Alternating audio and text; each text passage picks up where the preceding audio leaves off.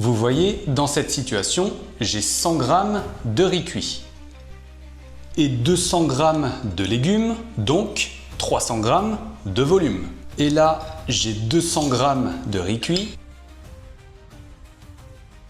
pour 100 g de légumes, ce qui nous fait 300 g de volume dans les deux cas. Alors oui, je sais, on devrait parler de masse alimentaire quand on parle de grammage, mais le terme volume est plus illustratif à l'oral. Sauf que dans le premier cas, j'ai 204 calories contre 318 calories ici pour le même volume. Dans le premier cas, 9 g de fibres contre 5 g ici. Si j'ai utilisé ou que je rajoute de l'huile après, la cuillère à café, ça fait 45 calories en plus. La bonne cuillère à soupe, on est à 100 calories.